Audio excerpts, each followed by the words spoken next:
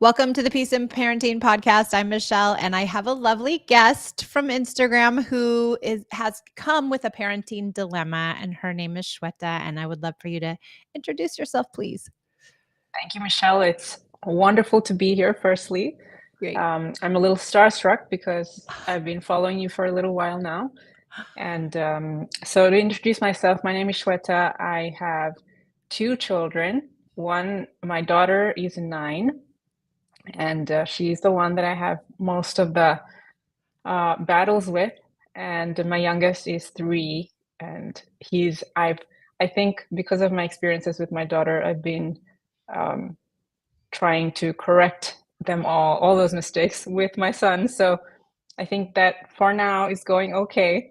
Great. But Michelle, I think one thing that I do want to tell the listeners about is I think my background is kind of similar to the story you tell about how you and your older sister, your older daughter, your dynamic was.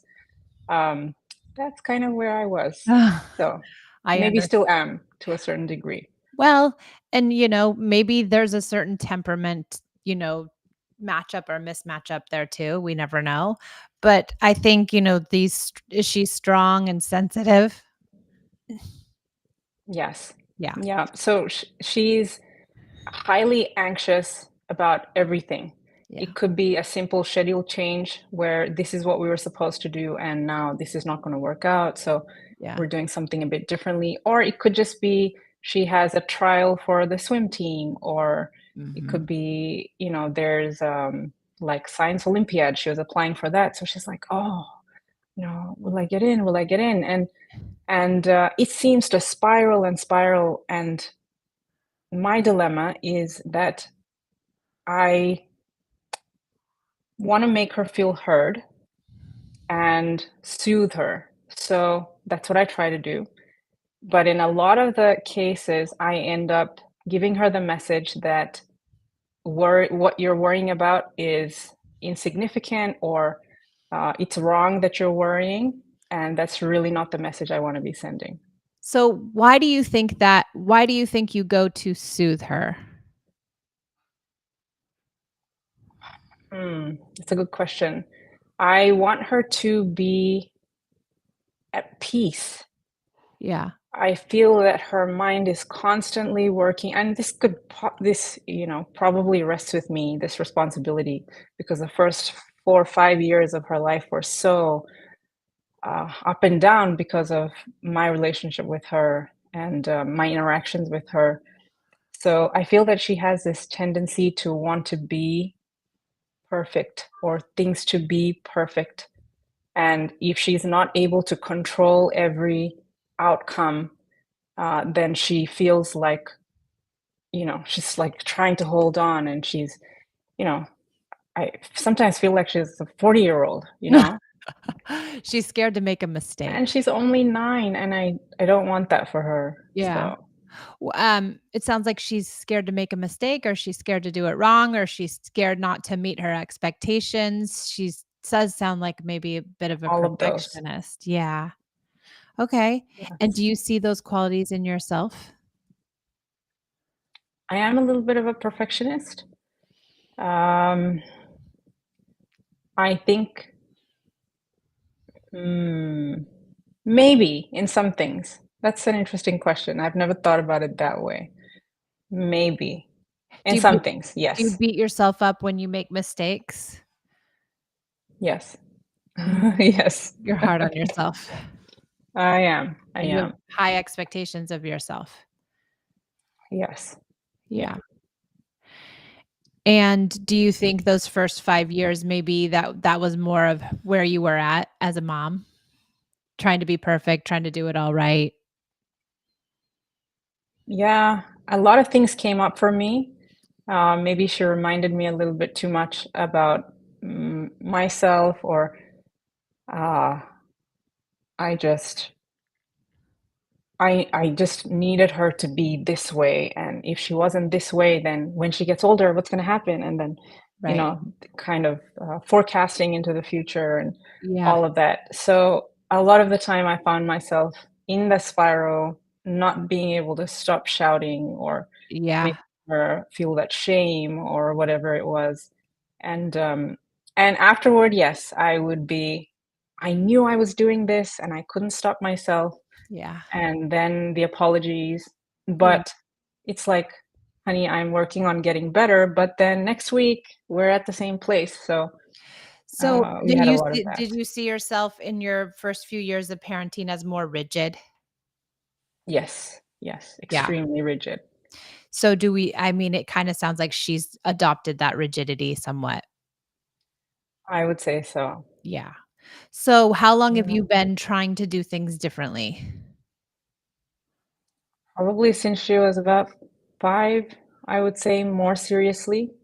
Um, and I first started listening to podcasts and reading different books from when she was about 3, and, um, and probably because of my mental state, my mental health, I wasn't able to do as much as I wanted to do, and, then I got some did some talk therapy and all of that, and, felt that I was making some progress. And obviously, um, I read that in those first 5 years is when the major development of the brain and everything happens, and what they keep hearing and how their caregiver, me in this case, is responding to them is how they start talking to themselves. And so I feel that that's what's happened. Yeah. So, mm, But yes. you can change, and it sounds like you already are and are making huge changes and lots of big growth, and so it's gonna take her a minute. It's gonna take her a while. One of my biggest um, questions to you, I don't know, it's obviously a big dynamic shift that has to happen, and all of that, what she's gone through, has to come out, Yeah. and then she'll be better. She can make uh, better decisions, better choices. Until then, how do I validate what she's going through Yeah. when it's something small, so that it doesn't become such a mountain for her the next Yeah. time she's going through something like that, without making her feel like there's something wrong with you because you're worried about this. Yeah. Give me let's start with an example. Maybe you can remember a time where she was really worried about something and it didn't quite go the way you wanted it to. Do you have an example? Yeah, even something simple like going to sleep.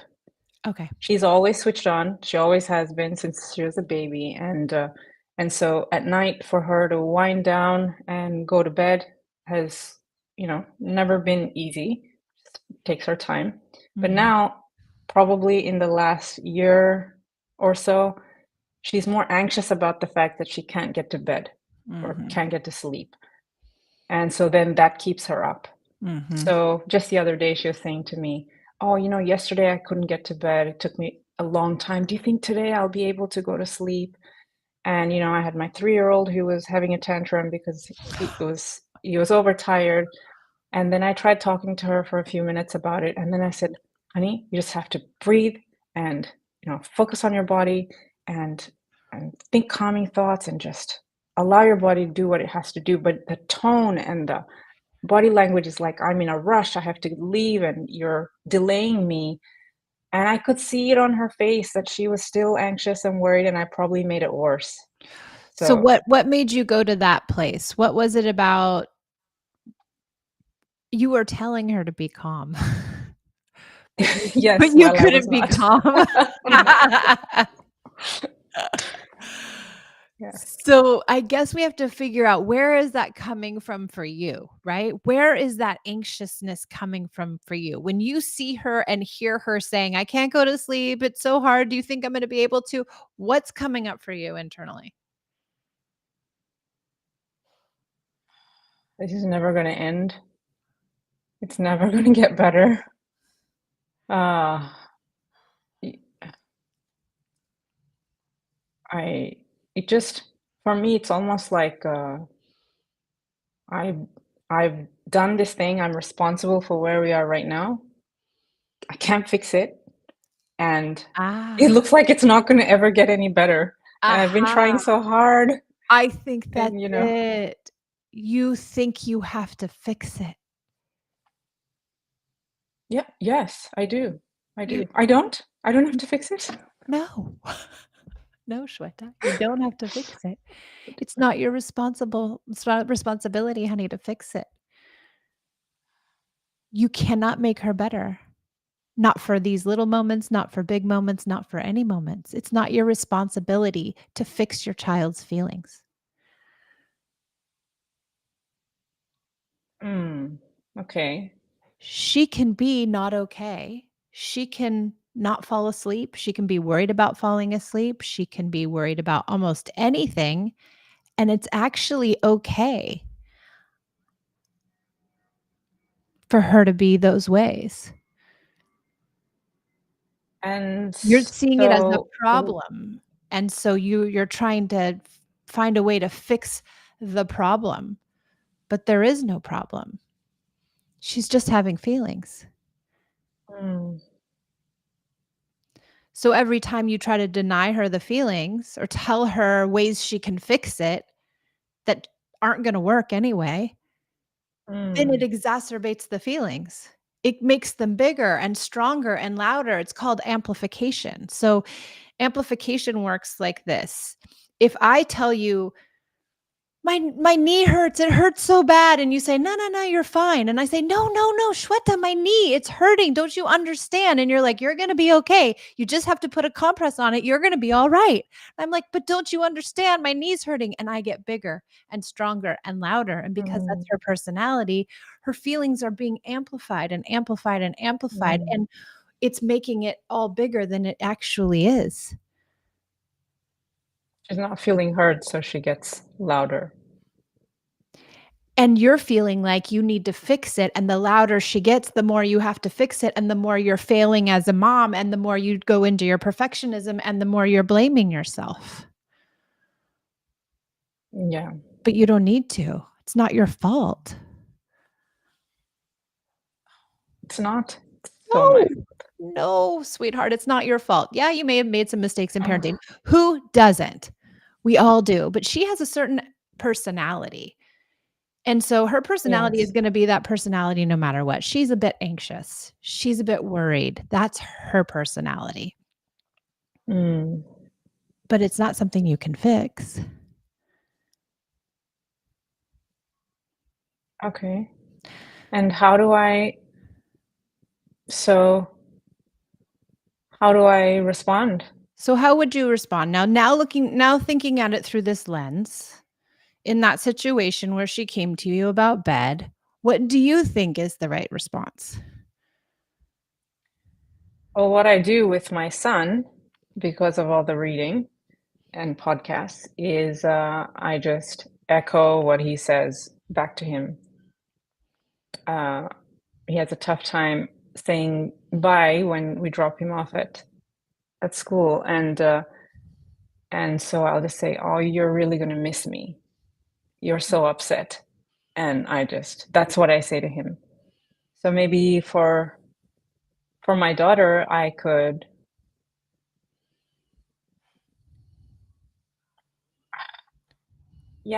maybe just say that you're really anxious about falling asleep. You're worried that you won't be able to. It'll That take must you a be really long so time. hard. I'm sorry you're struggling with that must be so hard, honey. Yeah. You're instead of you need to witness her feelings, bear witness to her feelings, Witness. right? And when you bear witness, just like you said, you just kind of mirror back her experience to her Mm, instead of trying to give her tools and clues and things she should do to make it stop. mm. Okay, I have a follow-up question Yes, ma'am. here, and this could be because I don't do this enough, that it doesn't, uh, not calm her, but make her feel heard. And that is sometimes when I reflect back what she's feeling, and that must be so hard, etc. She'll say, "So what do I do about it? They're great. It's great because What can I do? well, why do we Tell me think what to do." right? Why And do then we she gets think she's frustrated. saying that? Why do we think she's saying that? Well, that's how it's always been. I always give her strategies, so That's she's right. looking for them. Right. So we gotta deprogram her, right? You S so you're saying it's gonna take some time? Well, that's for sure. It's gonna Yes. take some time, but I would say to her, "Well, what do you think we should do, honey? What do you think you should do?" "I don't know. You have to tell me. You have to give me the answers." Now, there's this common idea out in the Mhm. world of connective parenting that when we apply empathy and understanding and we bear witness to feelings, that somehow miraculously our kid's going to feel better and all the feelings are going to go away. And that's how it's supposed to work. But that's not true.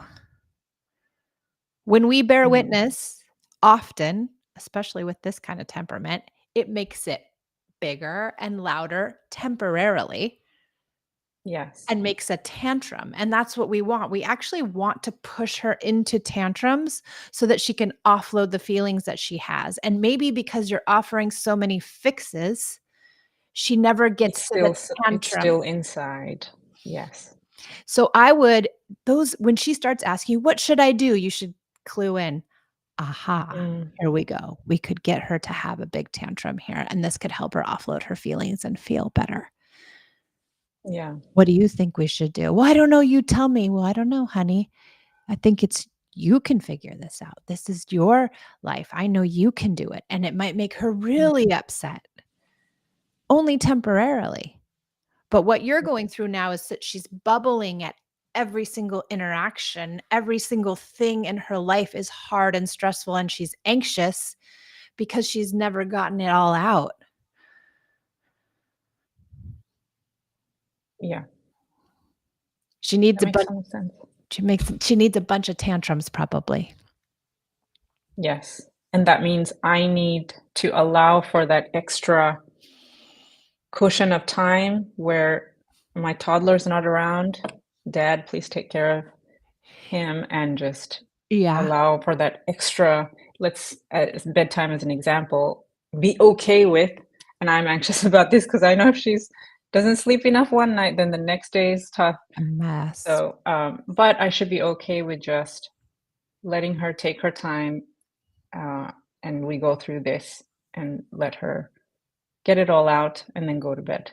As much as you possibly can, and if your toddler has to be witnessing some of it, it's okay too. We tell him, "We're gonna listen Mm, to sister's feelings.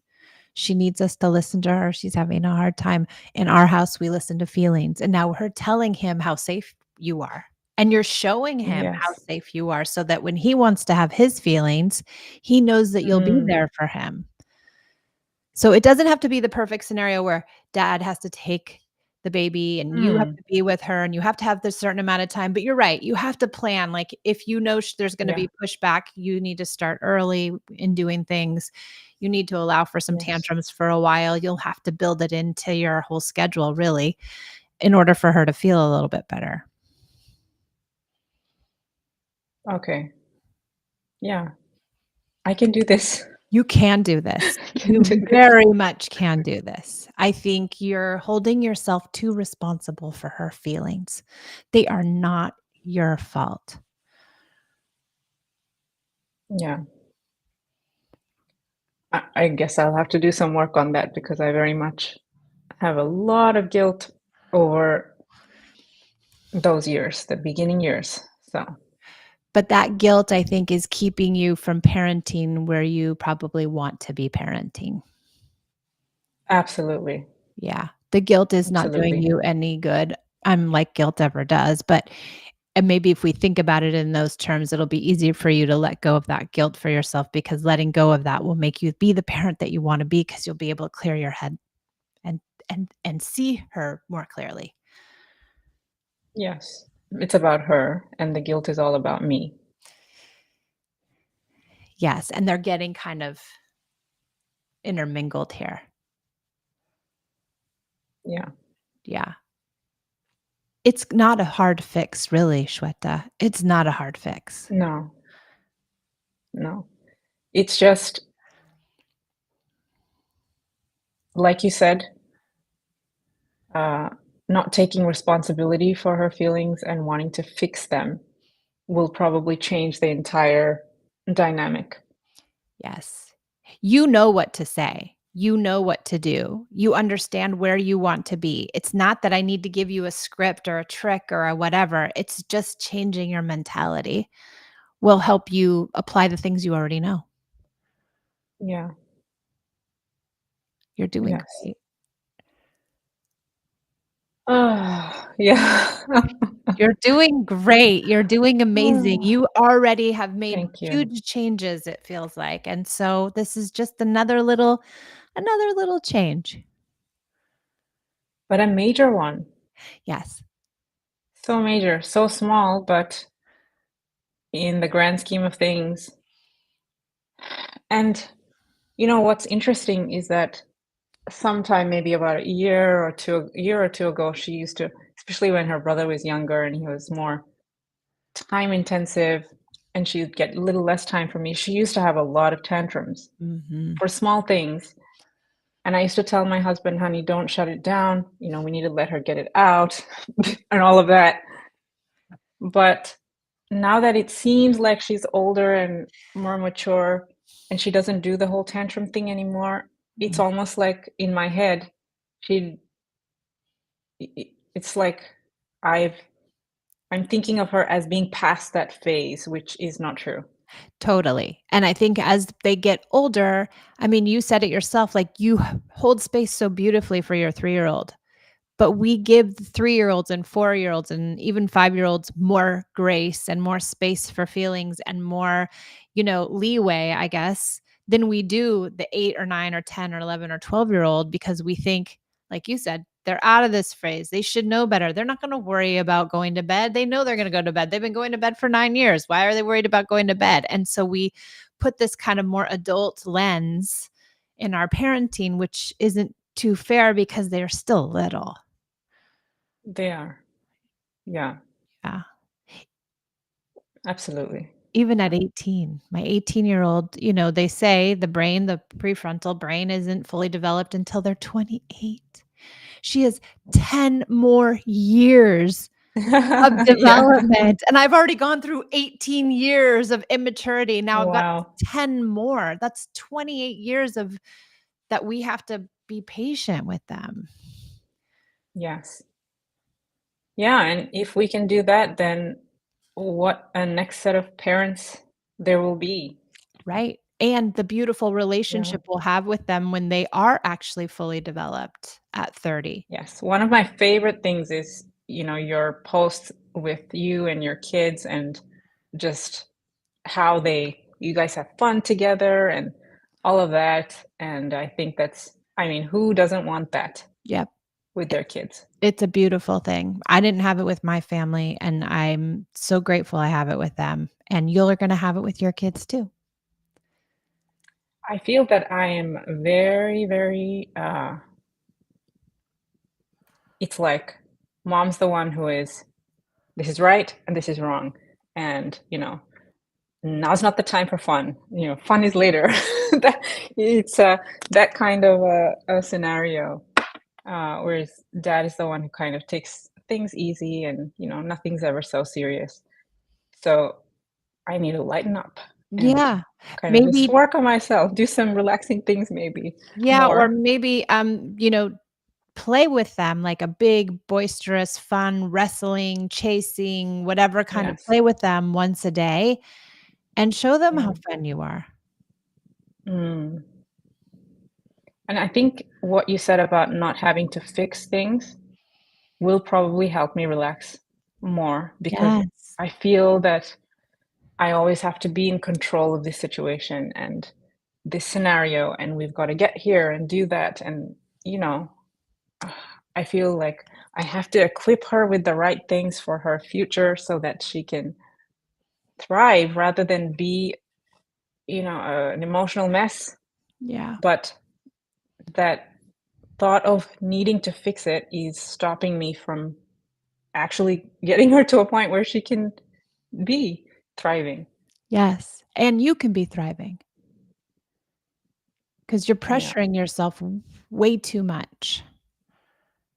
And I think that's the difference between parenting with control and parenting with connection. Mm, One of the main differences is mm, that people don't often understand is that when we let go of control, like the kind of control we're talking about, like trying to control her and her feelings and her outcomes, trying to control whatever happens to her, however she turns out, like trying to really control all those things really keeps us from connecting. And when we just focus Yes. on connecting, then everything else kind of falls into place because they're watching us be good people. They're watching us do righteous Mm. things. And so, therefore, we don't have to worry about making sure they're equipped with everything because we're displaying it and demonstrating it. And so they glean it from us the whole time they're in our homes. Mm. And if they ever come to a place where they are having that kind of trouble, there's enough connection for them to just come back and ask That's right. and lean on us. Yeah. Yeah.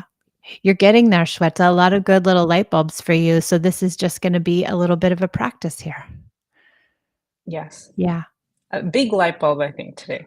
Yeah, Yeah. good. We like that. That's fun. Well, I'm so glad you came. Thank you so much for sharing your story with us and your question, and I really do appreciate it.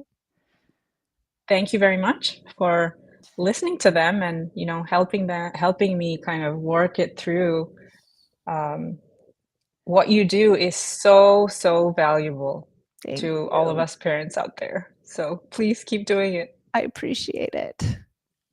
Okay, we'll see you next time on the Peace and Parenting Thank you. podcast. You're welcome. Thanks for joining.